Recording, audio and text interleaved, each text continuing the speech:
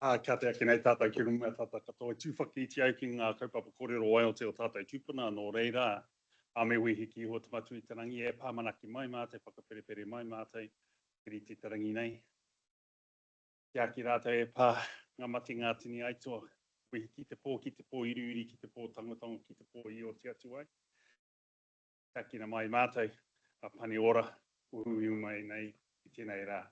E pāko koe tō mātou nei piringa, ka puta ka ora, pai māriri, tēnā tātou.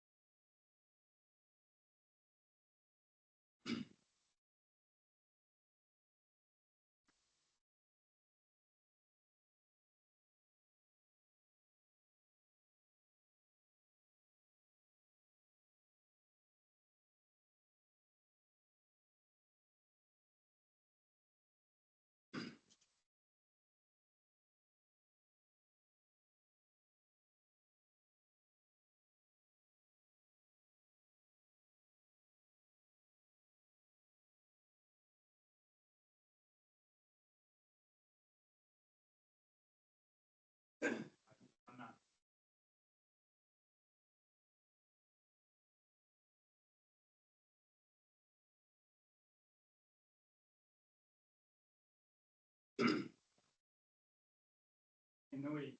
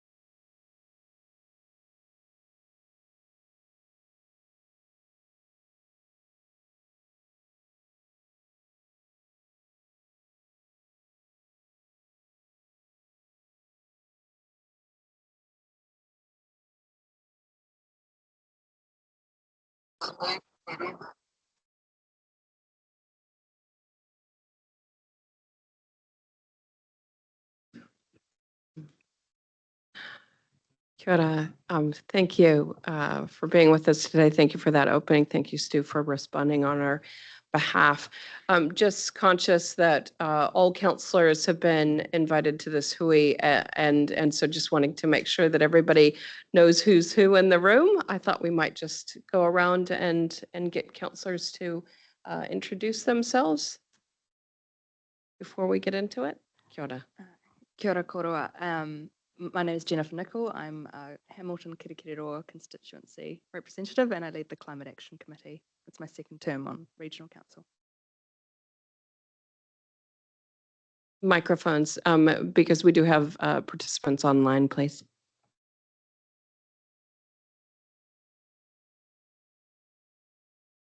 Kia ora, Angela Strange, also councillor for Hamilton Kirikiriroa, second time round, so yeah, welcome.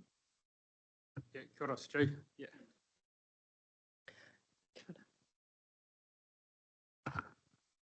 Good morning, Robert Cookson, constituent councillor for Waikato. Thank you. Morning, Chris Hughes, Hamilton City constituent councillor, first term. Kia ora, my name is Pamela Story, Chair of the Waikato Regional Council, also constituent councillor for the Waikato constituency. Online, I do see Deputy Chair Clarkson. Bruce, would you like to introduce? Kia ora koutou, I hope you can hear me. Yes. Bruce Clarkson, yes, and I'm Hamilton constituency. That's my situation. Thank you. Tipa? Oh, That's on mute. That's a mighty tēnā tātou. And I believe we've got Councillor Marr as well. Councillor Marr?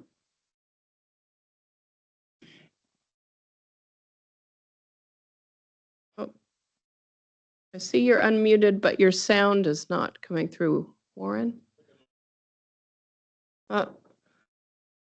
Yeah, sorry, your sound's not coming through, Warren. So, but Councillor Marr is the constituent councillor for the Thames Coromandel constituency. Have I missed anybody, any other councillors, I should say?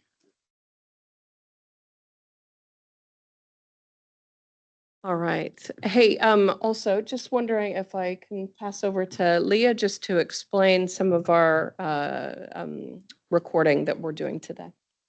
Good morning. So just by way of an update, at the Waikato Patu River Trust Hui on the 9th of April, it was resolved that they would approve the co-managed land management strategy, Toitū Te Whenua and implementation plan.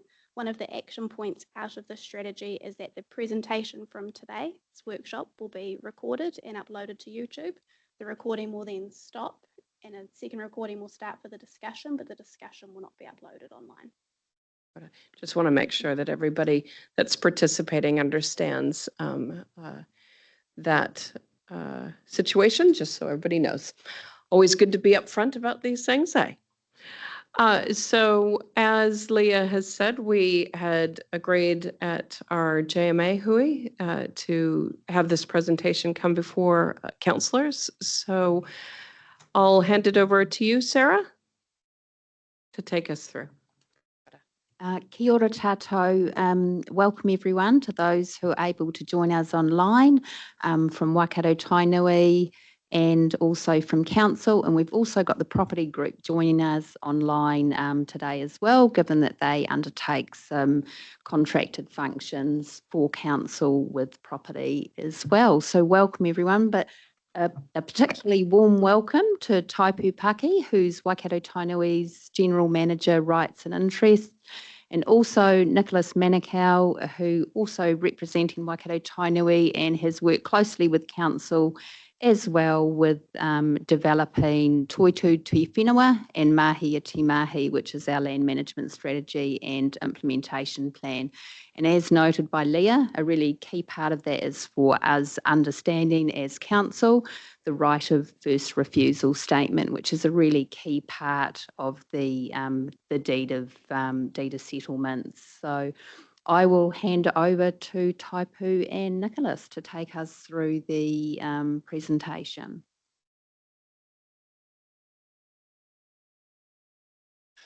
Kia ora tātou.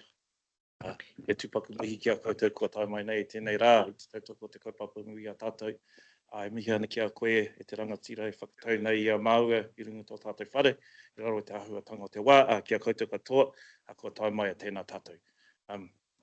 Well, hopefully you don't mind if I sit while I do the presentation. I don't want to be standing the whole time. That would be great. And also because we have councillors online, just making sure that that microphone is quite close. Yeah, I'll get right up there, Madam Chair. Firstly, just wanted to say, yes, good morning all, and thank you to you, Madam Chair, and to the rest of the councillors that have taken the time to be present today, either in person or online. I really appreciate the time. And just to acknowledge, I guess this is one of the first real chances we've had to really talk about the RFR. Most people have an understanding of it as a right of first refusal over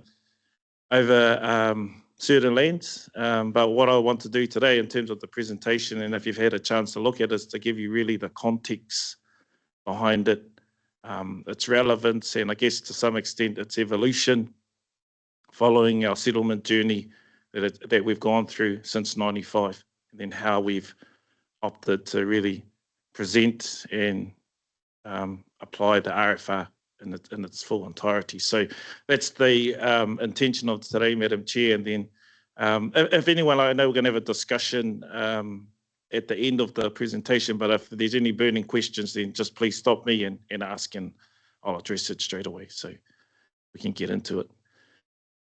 Sorry, can we go back to the previous slide? Sorry, yep, that's the one. So I want to talk about it in two time periods, and I guess it's really around a pre-treaty space and a post-treaty of Waitangi space in terms of how the RFR operates. And this first slide you've got up here is sort of an indication of, I guess it's a reflection of our pepeha, or how we describe ourselves. So when Waikato get up and we say who we are, we don't generally start with our name. We'll start with our mountain, our river, and our ancestor, our tupuna. So up on the screen there you have Taupiri te maunga, Waikato te awa, Potato te tangata. And that's the sort of the three key tenets of who we are as Waikato. And they're a reflection of, I guess, where we're at in terms of our settlements as well. Taupiri in terms of Raupatu, the river in terms of our river settlement, and then I guess Te Whero in terms of the first Māori king is the concluding chapter, which I'll touch on later on in our treaty settlement journey. But it's a time in his period where we refer to it commonly as the golden years for Waikato. It was a time where we were quite active as entrepreneurs, had quite a vast domain. If you look at it in terms of the Waikato Basin, that Te Whero resided over. And the saying, or a common phrase, and Stu mentioned it in his kōrero this morning, he piko e taniwha Waikato taniwharau, is generally translated as a chief at every bend of the river. But what it's making reference to is the many abundant resources that this region held. And that's what it was really referring to. So such a huge, vast resource that had the major highway in terms of the river, a lot of cropping going on at the time in terms of flax, flour, mills they were operating at the time. And during this time, ourselves as Waikato, we were getting ourselves involved in these industries. So very much involved in primary industries.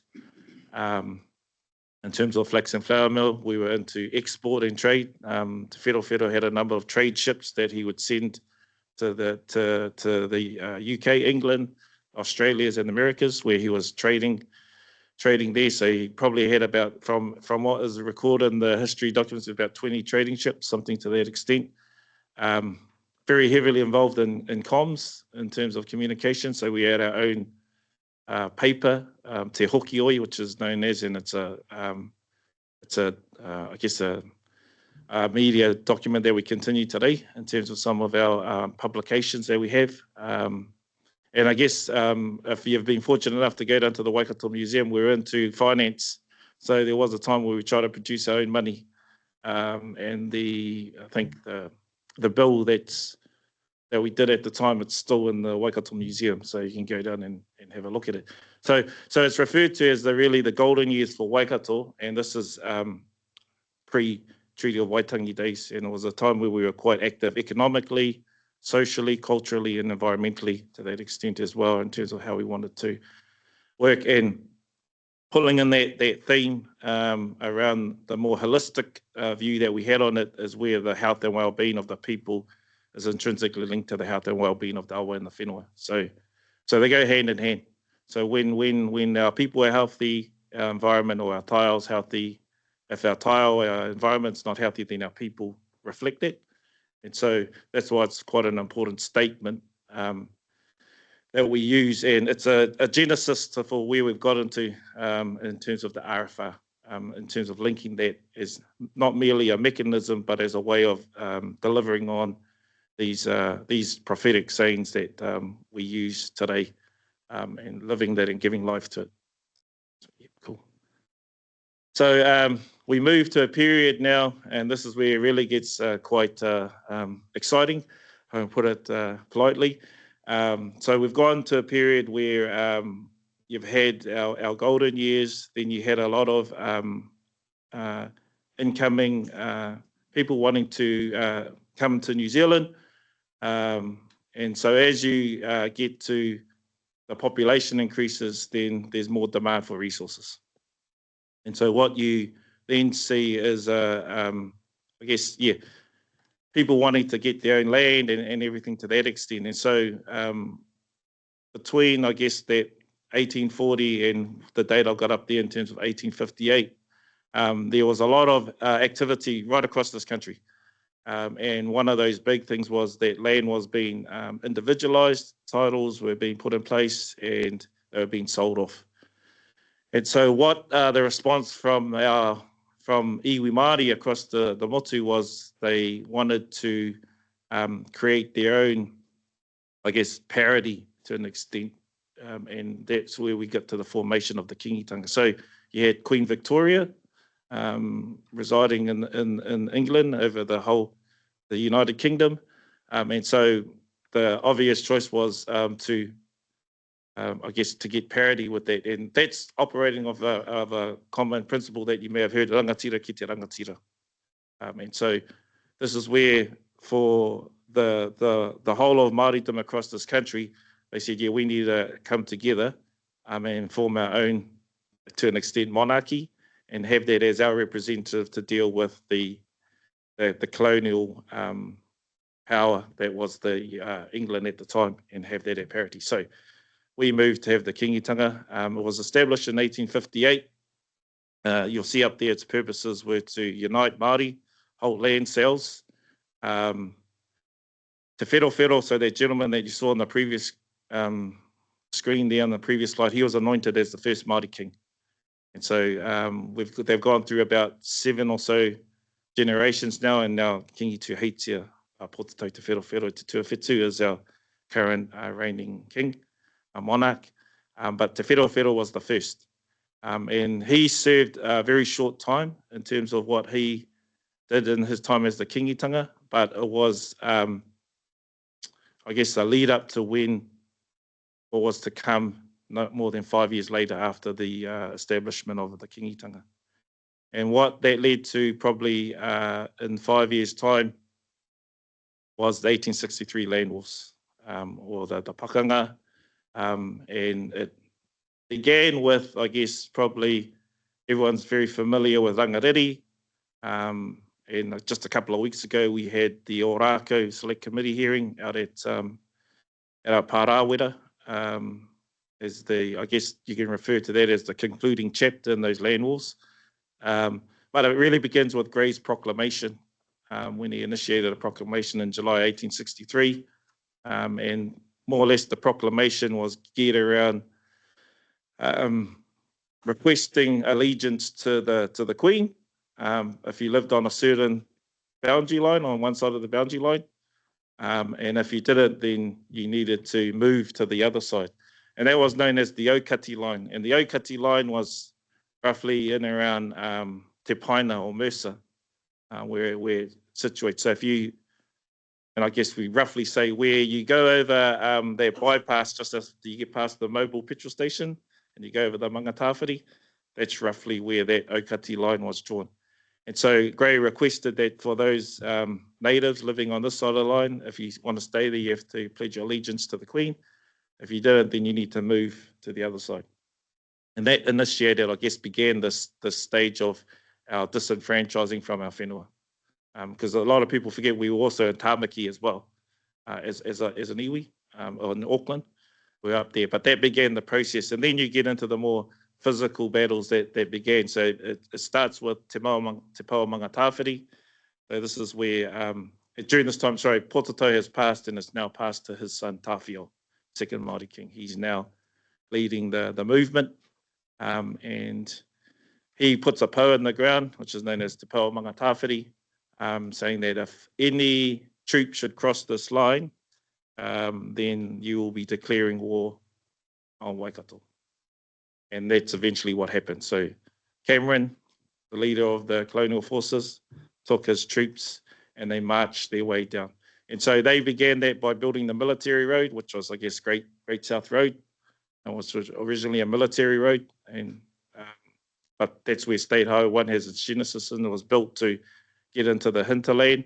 And obviously they had the river as well that they could use to actually bring their steamboats down. And that sort of begins the most turbulent time in our history for who we are as a people, as Waikato. And it culminates in the major battle at Rangariri.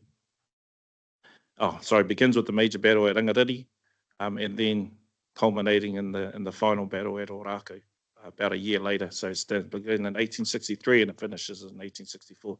So quite a long campaign that was waged at that time with these colonial forces. So eventually what happened as a result of that, and we always refer to it as being the invasion of Waikato. The red line you see on the map there is the confiscation area or the Raupatu area. So it was roughly about 1.2 million acres of land. 20 years of exile as well that the tribe had to endure. So once we were pretty much booted off the land, then we had to endure 20 years of exile before we could actually make our way back to our rohe. And yeah, that sort of began the process. So quite a turbulent time. Yep. Go to the next slide, please. And the impacts of that was, as I said, we're disenfranchised from our taonga and our natural resources. So the Raupatu had a double blow for who we are as Waikato. So obviously you have the taking of the whenua, but then also for 20 years it took away our relationship with our tupunawa because we weren't living in the region anymore. So it took that away. The economic base is depleted of Waikato since we no longer have, our mana whakahaere within the region. Puts pressure on our remaining sources given we had to go live with our relations in Nehe Nui and even along the west coast, all around there where we would, the disbursement of our people were sent to. And it had quite a generational impact, on our people and their holistic well-being. And so when you start to get a handle on the context of what our people went through back in the 1860s, that's why mechanisms like the right of first refusal become quite important, because it's around us getting back what we originally lost. And so this is where the sort of the fundamentals of the right of first refusal are born out of. So as I said, I'm trying to do it in some time periods. So we had the He Piko e Taniwha, so a time of abundance. Then we get into a real time of turbulence. And then we sort of, as we've moved out of the turbulence, it becomes another, not so much a time of hope, but you could say that around aspirations, around where we needed to lead ourselves as a people. And it's under the stewardship of the second Māori king, King Itawhio. And he had a number of tongikura, or these sayings that we still use today. And they're a way that we guide our development around the way that we want to move forward as a people, as an iwi. And he had a number of them, and one of them was Māku no hanga toki nei whare. So basically it was a saying around him fashioning his own house, fashioning our own destiny after what we've just come through. And it took, in my mind, the way I look at it, it took a level of resilience that we had to embed in our people, given, to the extent the trauma that was suffered. And so we need to build a resilience, and we have to be innovative. One of the things that Tawhio noted after the conclusion of the wars was that he did not see any value from war. And he said it didn't profit his people anything at all, and more so that it was more devastating on his people, and the effects of that, as we said, we still have ripples of that today. And so he said, no, we can't go down that path. So he said we need to put down our weapons. So at Purongia, he laid down a musket and I can't remember if it was a patu or mere, but he buried them at the foot of Purongia Maunga. And pretty much said that was it. We're not going to raise arms anymore, and we'll look to other means in which we can address the injustices that had been suffered during those land wars of the 1860s. So So this is where it starts to guide, and we start to move in a different direction around how we need to address those injustices. And it begins with, I guess, a search for redress around doing that. And as I said, Tawhio lays down his weapons, says, no, we're not going to do that. We need to do it in other ways. And generally, we look at it as an 1865, because that's when he made those announcements that he needs to design or seek other ways in which he can do that. But it really began with the proclamation, I guess, and then with the crossing of the first troop over the Mangatawhiri, over the Aukati, is when redress really began. And you get a period where Tawhio decides that he needs to take a journey to England in 1884, and he needs to go visit the Queen at the time to find a way of addressing what had happened on his own whenua. So he takes, I don't know, 2 to 3 months, possibly, whatever the journey was, on a boat to get there, to try and get an audience with the Queen at the time. Unfortunately, he never got that chance, but he, again, as I said, he was pronounced his prophetic saying, so he was really well known for that. He had another one when he came back, and it was I hare Māori atu, I hoki Māori mai. So I left a Māori, I came back a Māori, which sort of indicates that it wasn't a successful trip, but it was in the extent of he held his integrity, and he set the path on what the rest would need to do to follow. So the commitment that he had. So just imagine, like, you can get on a plane now and it only takes you 20-something hours to get to the UK, whereas in that time, taking that boat trip, that's quite a significant commitment that you're making. So it set the tone for what was to follow. And while he didn't have as I said, he didn't get the audience, it just set the tone for what his descendants would need to do. And so from that point on, it passes to Mahuta, which is the gentleman in the top of the screen there, his son. He becomes the next Māori king. And then he does decide to look at doing something here locally, and he joins the Legislative Council in ways of trying to make some changes through the legislature. But he had some minimal success, but nothing significant that would say that would create any effective change for his people. But it was, I guess, baby steps at the time that they needed to take on board. Then passes to his son Te Rata, who does go to England, and Te Rata is the one just below him. And he does he goes back to England, gets an audience with King George, so it's a king now. And what he's told there is that this isn't England's problem. You need to go back and sort it out with the government there in New Zealand. And so the focus switches again. And so it doesn't become about going to England, meeting with the royal monarchy. It now becomes an issue of dealing with it here in New Zealand. We sort of fast forward a few years between Te Rata's time and then the emergence of Te Puia Herangi. So we're in the 1940s now. She's been recalled to lead her people, and along with herself and the renowned scholar Peter Huranui Jones, they were able to negotiate a partial settlement with the Labour government at the time. And what that had led to was the establishment of our former governance arm, the Tainui Māori Trust Board, and I guess a sum in perpetuity until the full raupatu had been addressed. So this is in 1946, when that's enacted.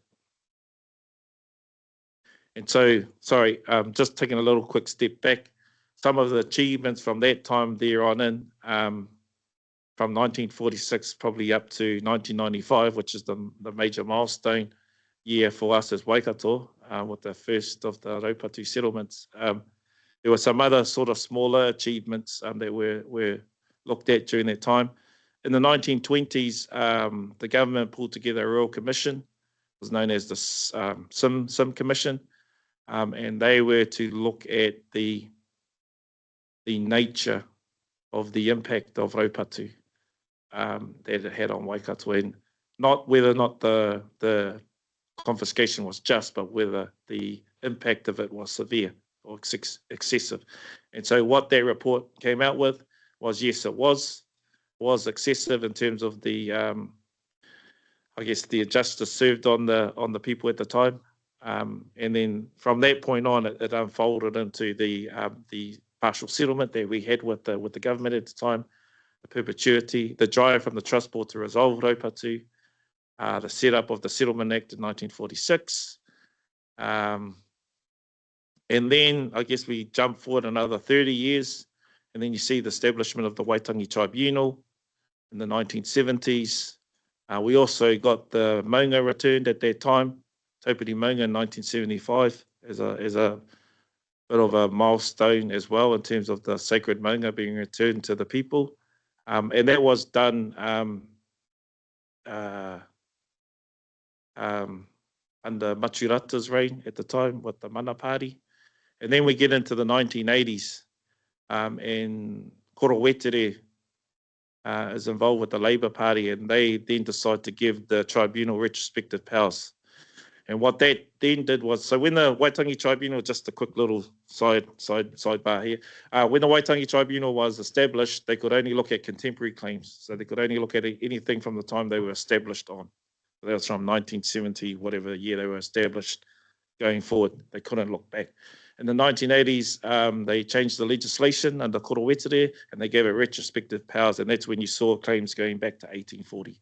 And so everyone's more commonly familiar with the way that the treaty claims are run now. So they all went back to 1840, and then in the 1980s period, that's when you get a flood of the claims coming in. And so our claim, we filed our claim in 1987. Ours is known as Y30, so one of the first ones that came through the gate there in 1987. And during this time, our people are being led by Te Araki Nui, Te Tairangi Kahu, who was our Māori queen at the time, and Te Kotahi Mahuta, her brother, who was quite a prominent man and just, amazing in all facets of what he did, and he led our negotiations. One of the most brilliant minds, and you'll see when I get into some of the things that he was able to negotiate in the 95, quite visionary what it did. So 87, we file our claim with the tribunal. Then 2 years after that, we go to court with the Crown, and it's known as the Kohlkorp case. So what happened then was the Crown wanted to, off the back of that, in the 80s period, there was a lot of think big schemes, and you had an emergence of state-owned enterprises. And what the Crown wanted to do was privatise the coal asset. So we took the Crown to court under the leadership of Te Kotahi Mahuta. We went all the way to the Court of Appeal. And basically, our argument was that the Crown couldn't deal with the privatisation issue until they dealt with the Raupatu issue first. That was the argument that we put before the court. The court basically agreed in their ruling, and pretty much advised that the Crown, before they could do anything further with that asset, they would need to talk with the iwi. And so what that led to is really the process that we took. So there's two ways you can settle a treaty settlement. You can go down your Waitangi Tribunal path, have your hearing, you'll get a report done, recommendations done, and then you go sit with the Crown and you negotiate your claim. What we did is direct negotiation. So we circumvented all of that, skipped past that, and went and sat straight with the Crown. And that was as a result of what the court case said, that they had to talk with us. So that led to us sitting down directly with the Crown and having that discussion. And that began our pathway to our settlement with it. And I guess why it's important to mention that case in terms of the right of first refusal is because when we look at whenua, we look at everything that's connected to it. So most people have it in their mind that it's only the land that should be returned, but we're talking about the whole of it in its entirety. So, and when we define the awa as an example, we talk about its the water, the banks, the beds, the vegetation, the fisheries, the minerals, the lakes, the airspace above, the water column, everything that is, and that's it in its entirety. And that's the way we look at whenua as well. You can't sort of separate the top part from what's underneath it. And so that's why the right of first refusal was quite an important part in actually getting back to that. And so that's where we get to, 89. So we go to direct negotiations. start with Labour, finish it with National, the national government. So National come in the 90s, had a change of government. They, to that extent, are willing to settle, and they implement the fiscal envelope policy, which was a policy that they designed to settle all treaty claims in a $1 billion cap. They said they'll do. And it was a policy that's continued to be operated by successive governments thereafter. The intention was to try and settle all treaty claims within the $1 billion cap. So we're doing that with National, and then I guess in the lead up to 95, we, as a show of faith, what they decided to do was give us 2 pieces of land back. They gave us back Hopupu, which is our the old army, the military camp, which we pretty much where our tribal headquarters are, where our parliament meets as well. And then they gave us back to Te Rapa, which was the Air Force base, which is now the shopping complex now, Te Awa. So it was an Air Force base. So they gave those 2 properties back to us. And that was a show of good faith. And then within that 3-year time frame, we were able to settle the claim with them, the Raupatu settlement, 1995. And the key elements within that you'd see is, and the settlement and the principles will come up later on, are premised on 2 core tenets. One is i riro whenua atu me hoki whenua mai. So as land was taken, so land shall be returned. And ko te moni hei utu mo te hara. And that was the acknowledgement of the Crown's, money is the acknowledgement of the Crown's crime. And those are the 2 principles of the settlement at the time. And I'll give their relevance to when we get into the statement later on in the piece of the presentation. So you have up there all the core elements of what the settlement entails. Big one was the return of land. So we had the RFR mechanism. Most important to our people was the apology by the Crown, given the ability of them to, I guess, control the narrative at the time of the 1860s around who was the troublemakers. So there was a lot of that was going on. So we had the apology by the Crown.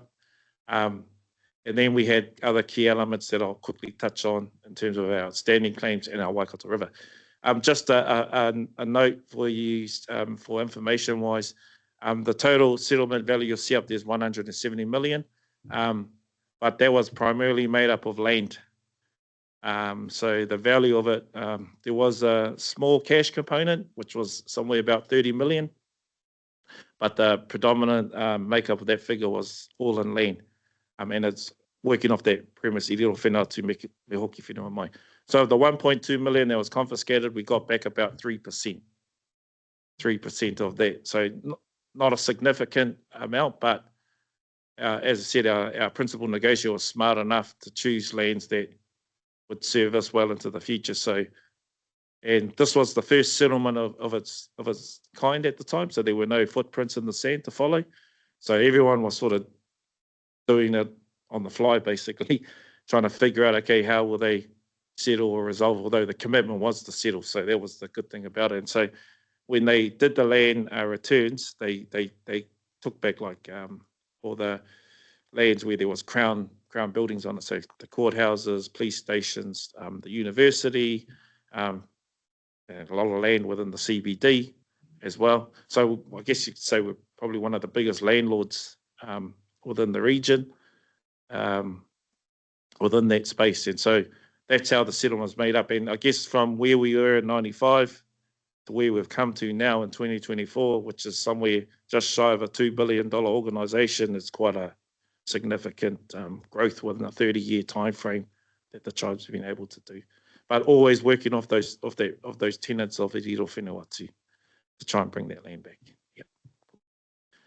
So then we get into our next settlement, and it's quite funny. We're one of the most well-settled iwi in the country, and as I said, because we were the first to settle, we didn't do a comprehensive settlement. So following us, a lot of the settlements are comprehensive. So you settle everything all at one time, but they, as I said, they had no blueprint to follow.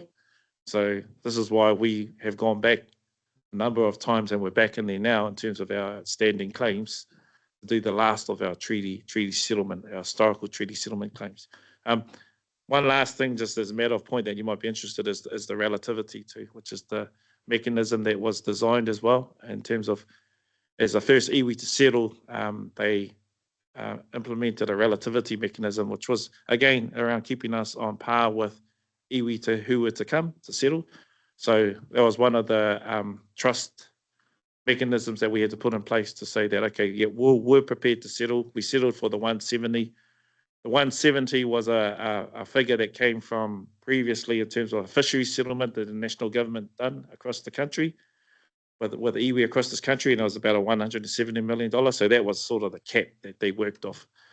The ceiling for settlements is the 170. So that's why you see settlements not really going above the 170 mark at this stage because of what was set back in the day. So yeah, the relativity, and it's the most ingenious mechanism. Only 2 iwi in the country have it, ourselves and Ngaitahu. After that, when the Crown saw what it would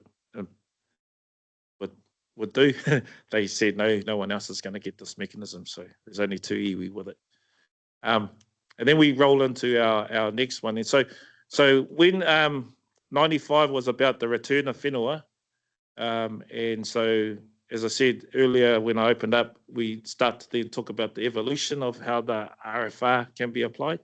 And so through the river settlement, it becomes around this idea of co-governance, co-management. So decision making becomes quite an important mechanism within the use of an RFR. And so when you got a lot of in organisations such as yourself and local authorities and Crown agencies where you're making policies and regulations that to some extent can create rights akin to interest or ownership, rights akin to ownership, it then starts to rub up against the mechanisms that were agreed with us in 95. So we've got to figure out ways in which, okay, how does the tribe stay active within that space if others who have been given or granted a certain set of rights act like they may own the land, but then we also have an interest in that as well. And so the river settlement became the evolution of what it was. So you talk about ownership, getting it back.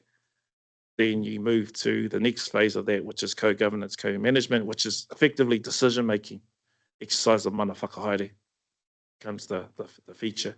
And this is how the mechanism starts to fold its way through our successive settlements.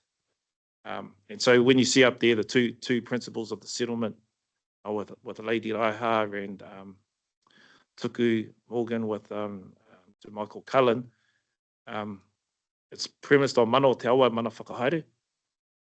And I guess they are about that, but there's some key features that I'm not going to touch on. I'm just going to relate them to what it is for the RFR. But the main one is around this decision-making ability. So if we can't get the land returned and others are making decisions over that land, then how do we play in that space?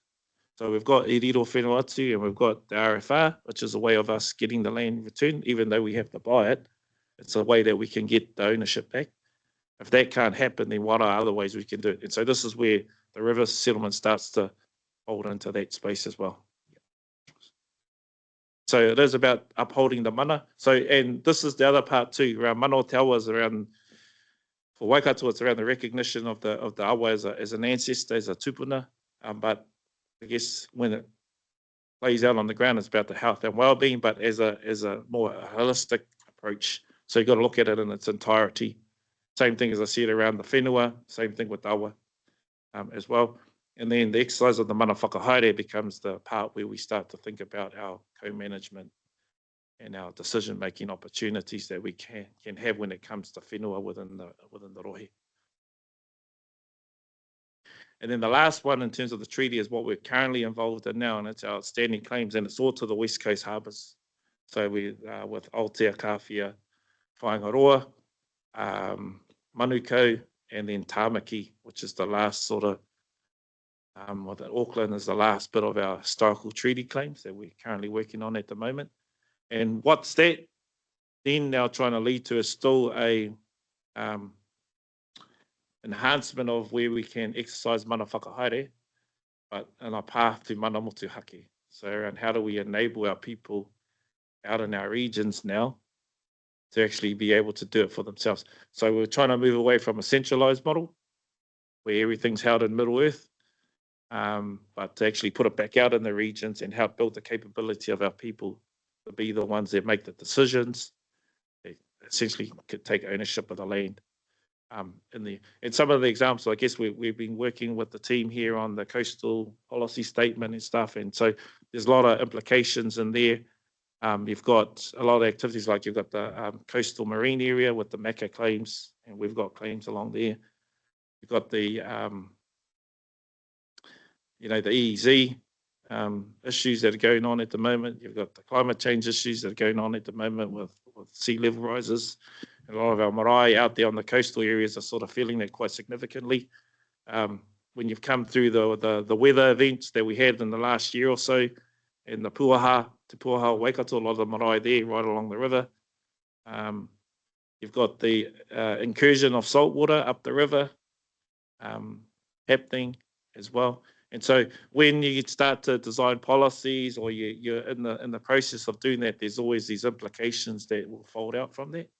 And so this is where we're saying, as part of that, where we're trying to take the next step, or the next evolution, around how we now enhance the RFR from what it was in 95, where it needs to be now in 2024 and beyond. So the settlements are sort of following that flow. There's a whole lot of other things that the settlements do, but I'm just going to make it relevant to the RFR. And so what we've seen over the years, some of the key challenges that we've had in how the RFR is actually applied or operated, is that there has been a change in emphasis of the relationship, and this is mostly driven out of Crown in terms of the way that they deal with right of first refusals. And as I said, in the early stages, in the early years, there was nothing to go by, but as everyone grows and as settlements evolve, and Crown processes evolve, they start to adopt different things. And one of them was how they chose to deal with our relationship around the RFR. So you start seeing a lot of third parties becoming involved, so they're not the Crown.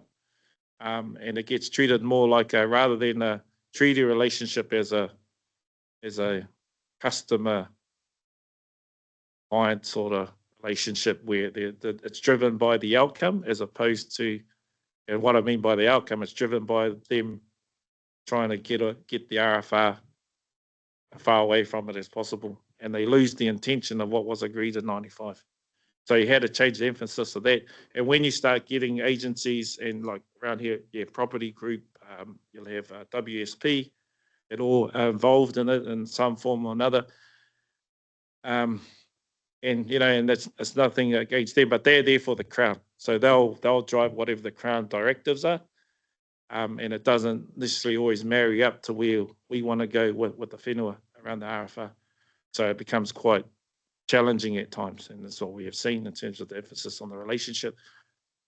I'm thankful to say that the work that's been done in terms of the policies that we've been developing here under the JMAs and everything, we're going in a different direction with that. But always at the end of it is that the majority of land, whether it's council controlled, Crown owned, where there's a reversionary interest, it'll always fall back to the Crown if things want to get done with it at some point in time. And so that's the relationship that we need to work on. So if we're on the same page, then it makes our job a lot easier when we have to talk to the Crown when it's time to talk to them. As I said, disposals, the challenges between regional policy, national policy, and settlement directives around how they are at times can be in conflict with one another, and then how do you marry that up? And it's always a case of, when you sit down with people, they always will argue which one takes priority. And of course, we'll say, well, the settlement legislation takes priority. And then someone will say, well, we've got an NPS or an NES that's coming out. And then we'll say, oh, well, Ture Whaimana will trump that because it's the national policy setting document for this region. So there's a lot of things that we need to figure out when we're going through that. And that's the same for the land issues too, in terms of the LINS protocols around how they deal with it, how they deal with the minerals under the land, and so forth.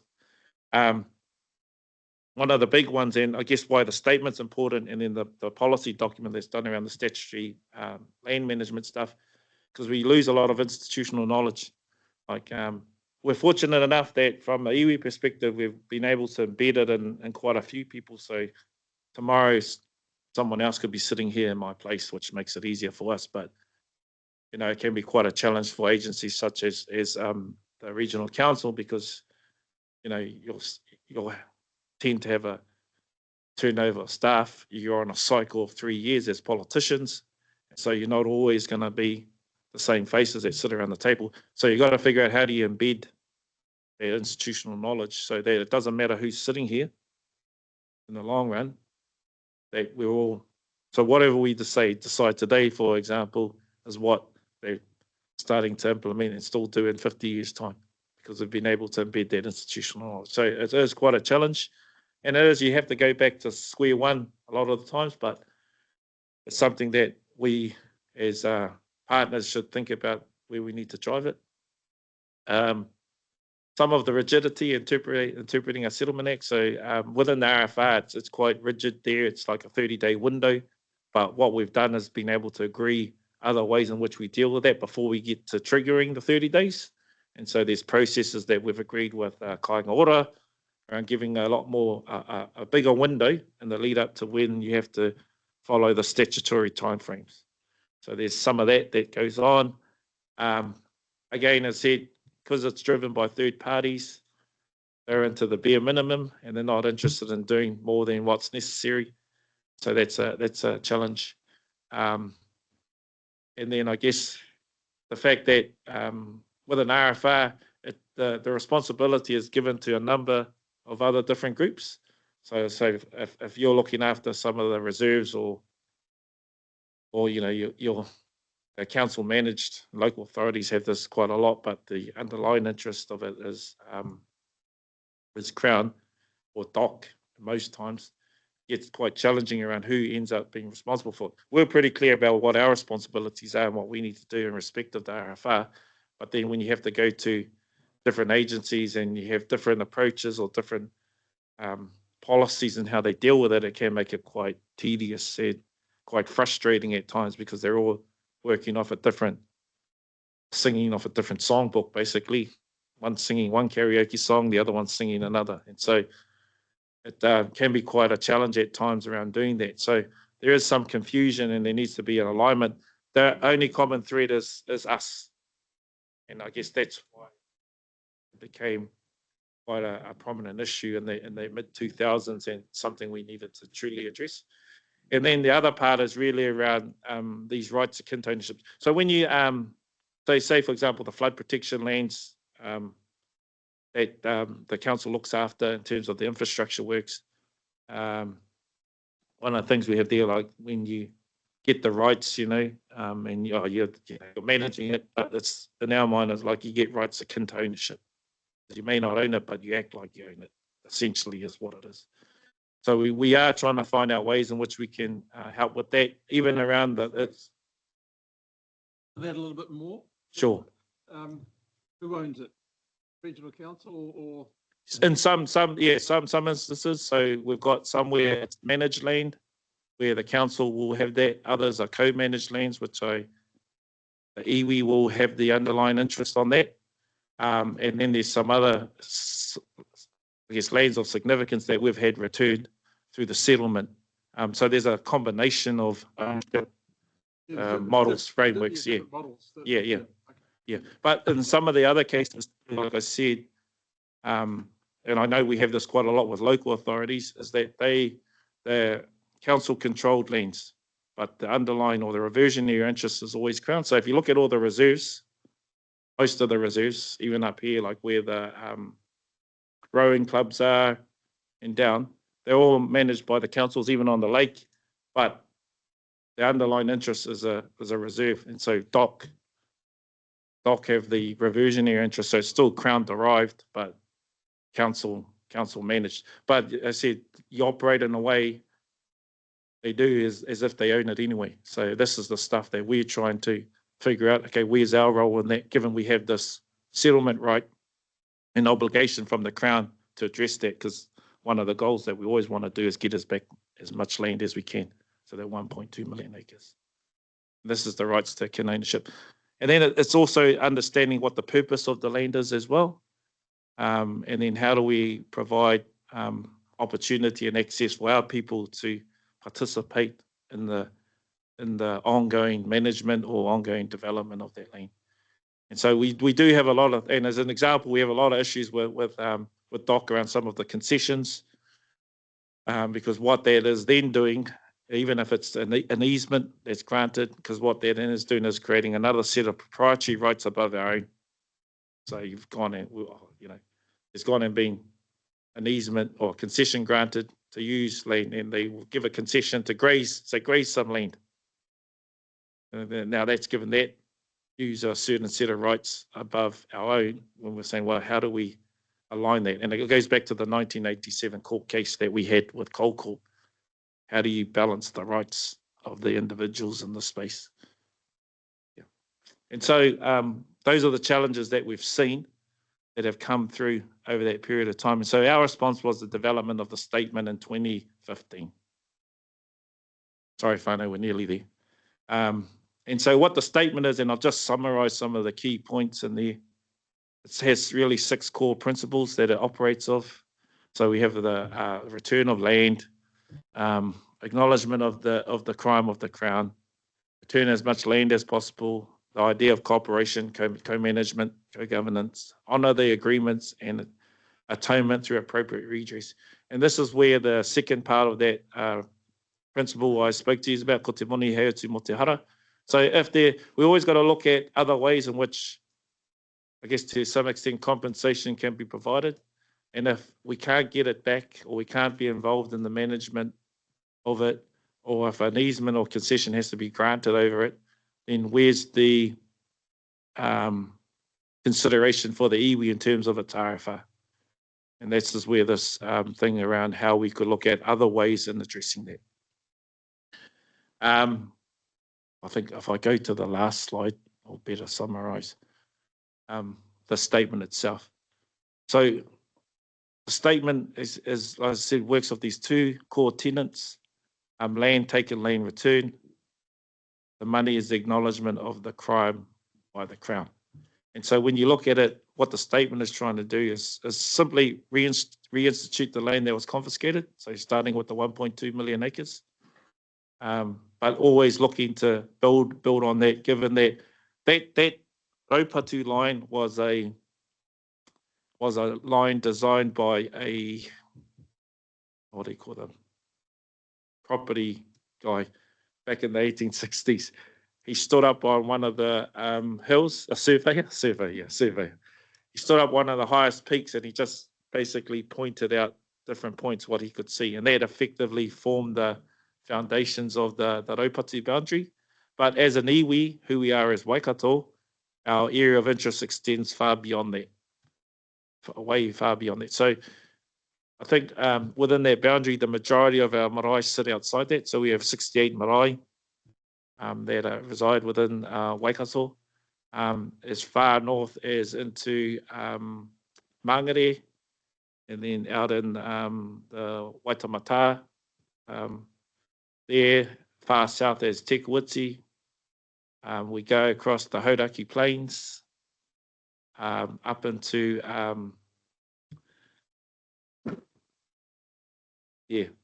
go up and all along the west coast, so cover the 4 west coast harbours along there.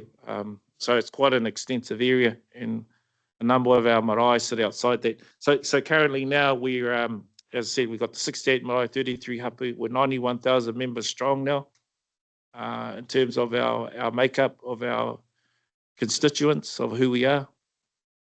The big chunk of them live in the Waikato and the Auckland region, but there's quite a lot that live overseas, particularly in Australia. But yeah, we have quite a significant contingent of our people that live here. I think they said the demographic is quite a fairly young tribe as well. Large portion of our people sit under the age of 35, which is quite a significantly young tribe. Fortunately, I didn't make the cut on that 35 age bracket, but you know, in the mind I'm there. So yeah, but yeah, and lucky enough we have Tipa as our chair of our te whakakitenga. So yeah, quite a fairly young tribe. So quite a lot of people to service. So getting back, and so with this, and this is the last slide. So yeah, it's about reinstituting the land that was confiscated. Return of ownership is a priority, but management is the next option. So if there's ways that we can get involved in decision making, then we will. As in reminding that it had a double blow, so confiscation of whenua and a relationship with the awa, and to that extent, why the RFR becomes quite a significant tool. And as I said, it's starting to evolve. So it's not merely just about getting land back now, it's around getting our relationship back with our awa, getting our relationship back with certain sites of significance. So building on all of that. And I know within the statutory management plan, they used the acronym Te Puia, still used in the management plan. And so that's sort of the aspiration that it works off as well in terms of riro whenua. And then the last part is really around the acknowledgement of the crime, where it's not possible ownership to be returned and compensation should be provided for. And then I guess most importantly, we shouldn't have to endure another raupatu. This is where I'm saying is that when decisions are being made now around land, they do have the potential to cause another grievance. And as I said, if you make decisions that then start to create another set of rights above our own, that's where we begin to have some challenges, I guess, is from where the tribe sits anyway. And so that's one of the I guess, the fundamentals of the statement itself, is to try not have another grievance inflicted on the tribe.